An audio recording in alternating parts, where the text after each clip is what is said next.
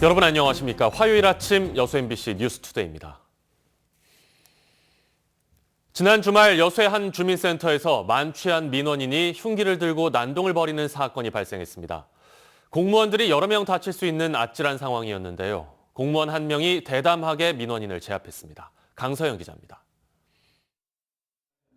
지난 일요일 오후 2시 50분쯤 전남 여수시 동문동 주민센터 앞. 민원인 38살 A씨가 흉기를 꺼내더니 공무원을 위협합니다. 전화 민원 대응에 불만을 품고 주민센터를 찾아온 겁니다. 하지 말라고 했어요, 진짜. 정신질환을 앓던 A씨는 당시 술까지 많이 취했던 상황. 공무원은 몸싸움 끝에 A씨의 흉기를 빼앗아 멀리 내던집니다. 고함 소리가 들리는 거예요, 비명 소리가. 남자 직원을 때리고 그다음에 칼을 가지고 이렇게 찌르려고 하니까 남자 직원이 이걸 이렇게 칼을 든 손을 잡았어요. 다른 공무원의 신고를 받고 출동한 경찰은 A씨를 현장에서 특수 공무집행 방해 혐의로 체포했습니다. 말을 들어보고 말을 해야지. 흉기 난동을 제압한 화면 속 공무원은 주민센터 소속 34살 이동휘 주무관. 이 주무관은 자신도 무서웠지만 사람들이 많이 다칠 수 있다는 생각에 제압을 시도했다고 밝혔습니다. 제압을 안 하면은 다른 직원들이 이제 다칠 수도 있겠구나. 경찰 조사에서 A씨는 난동 당시 기억이 잘 나지 않는다고 진술한 것으로 알려졌습니다. 경찰은 A씨의 정신질환 이력 등으로 구속영장이 기각될 가능성을 대비해 A씨를 정신병동에 강제 입원 조치했습니다. MBC 뉴스 강서영입니다. 어제부터 여수시 27개 읍면동 주민센터에서 재난지원금 지급이 시작됐습니다. 여수시는 어제부터 여수시에 주소를 두고 있는 시민과 다문화 가족 28만 4천여 명을 대상으로 1인당 25만 원의 재난지원금을 지급하기 시작했습니다. 지급받은 선불카드는 올해 8월까지 대형마트와 유흥업소, 온라인 쇼핑몰을 제외한 여수 지역 업소에서 사용할 수 있으며 65세 이상 시민은 현금으로 지급받을 수 있습니다. 한편 오전 9시부터 문을 연 주민센터마다 재난지원금을 받으려는 시민들이 몰리면서 대기자들에게 번호표가 배부되거나 일부 혼잡이 빚어지기도 했습니다. 전라남도가 도민 185만여 명 가운데 18세 미만 소아청소년과 임신부를 제외한 156만여 명을 대상으로 오는 11월까지 코로나19 백신 접종을 마치기로 하고 준비 작업을 벌이고 있습니다.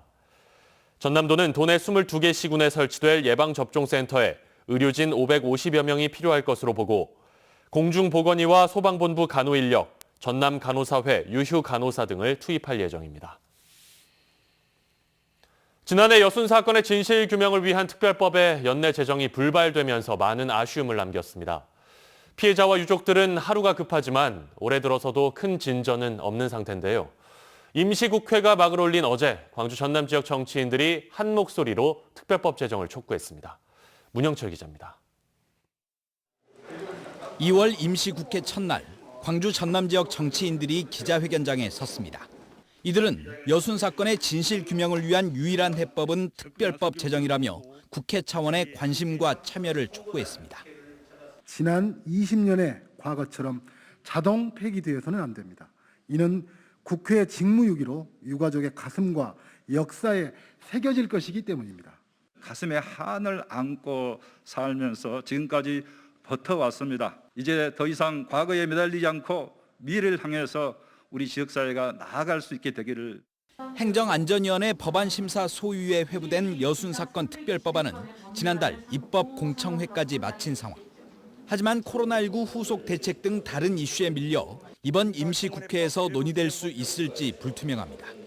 최소한도 다음번 임시국회에서는 이 법을 통과시키기를 이번에 기자회견을 통해서 촉구하는 겁니다. 민주당 내부에서는 우선 제주 4.3 특별법 개정안을 처리한 뒤 여순 사건 특별법 제정을 추진하는 방안이 거론된 것으로 알려졌지만 정치권의 관심이 크지 않은 데다 본격적인 대선 국면까지 앞두고 있어 또다시 무산될 수 있다는 우려가 적지 않습니다. 특히 진실 화해를 위한 과거사 정리위원회가 본격적인 활동에 들어가면 정치권의 기류가 어떻게 바뀔지도 장담할 수 없습니다.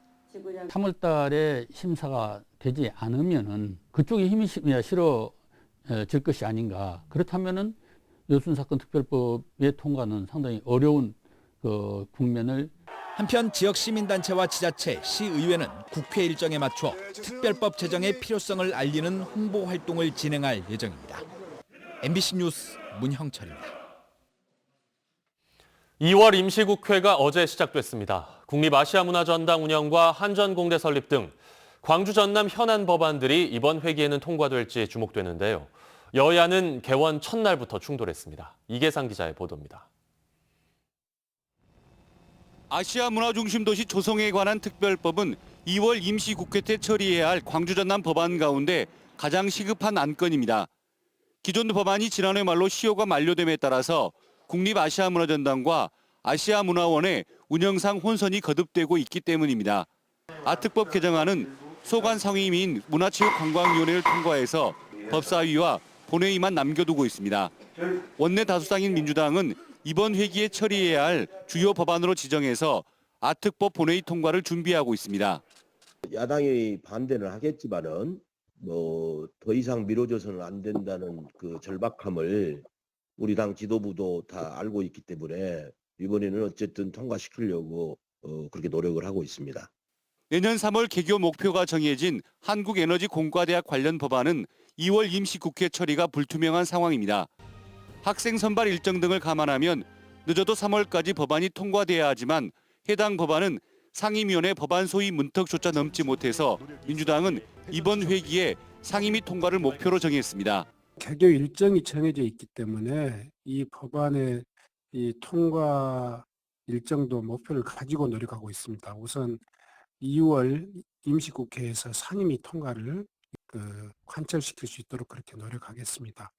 여순 사건 진상규명 및 희생자 명예회복에 관한 특별법과 군공항 이전 지원 특별법 등도 이번 임시국회 때 국회 통과가 힘들 거라는 우려가 커졌습니다.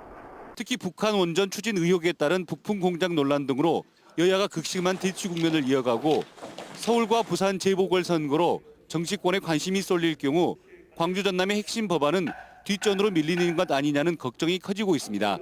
MBC 뉴스 이계상입니다. 전남의 인구가 지속적으로 감소하고 있는 것으로 집계됐습니다. 전라남도에 따르면 지난해 말 기준 전남의 인구는 모두 185만 1,500여 명으로 지난 2019년 말 대비 17,100여 명이 줄어든 것으로 나타났습니다. 또 지난해 말 기준 도내 시군별 인구는 순천시가 가장 많고 이어서 여수시, 목포시 순으로 분석됐습니다. 이웃의 온정을 전하는 희망 2021 나눔 캠페인 전남 지역의 모금액이 사상 처음으로 100억 원을 넘겼습니다.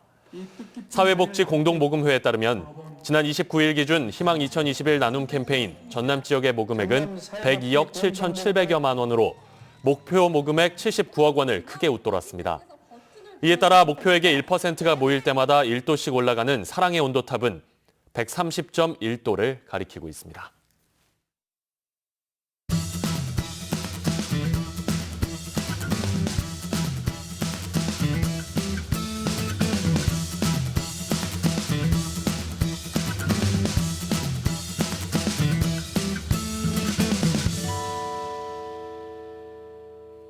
허석 순천시장의 사기 혐의에 대한 마지막 공판이 어제 열렸습니다. 검찰은 허 시장에게 징역형을 구형했는데요. 재판부가 어떤 결정을 내릴지 주목됩니다. 조희원 기자입니다. 2시간 넘게 진행된 재판의 쟁점은 허석 시장 명의의 계좌에 들어오고 나간 돈의 행방이었습니다. 검찰과 재판부는 재판에 출석한 허석 시장에게 후원금을 왜 본인 계좌로 받았는지, 그리고 신문사로부터 입금된 차입금 명목의 돈이 무엇이었는지 집중적으로 캐물었습니다. 허 시장 측은 이에 대해 계좌 관리는 물론 운영에도 관여하지 않아 관련 내용이 잘 기억나지 않으며 받은 후원금에 본인 사비를 더해 신문사에 빌려주는 일이 많았다고 해명했습니다. 그러나 검찰은 지역신문발전위원회도 모르게 허석 시장 명의의 계좌를 이용해 장기간 후원금을 받은 건 기망행위에 해당한다고 보았습니다. 또 총무 박모 씨가 당시 쓴 메모를 토대로 봤을 때는 허 시장이 실질적인 결정자였던 것으로 보인다며 범죄 혐의가 입증된다고 해석했습니다. 그러면서 허석순천시장에게는 징역 1년 6개월을, 함께 기소된 신문사 편집국장 정모 씨에게도 1년 6개월, 총무 박모 씨에게는 징역 1년을 내려달라고 요청했습니다. 최종 변론을 하며 함께 일한 후배들이 매도당하는 것이 미안하다고 눈물을 보였던 허석 시장은 취재진에게 짧은 소감을 전했습니다. 검찰은 또 검찰의 입장이 있지 않겠습니까? 재판부의 현명한 판단을 기대합니다. 현직 시장의 사기 혐의에 대해 검찰이 2년여 만에 중형을 결정했습니다. 법원은 오는 15일 1심 판결을 내릴 예정입니다. MBC 뉴스 조희원입니다.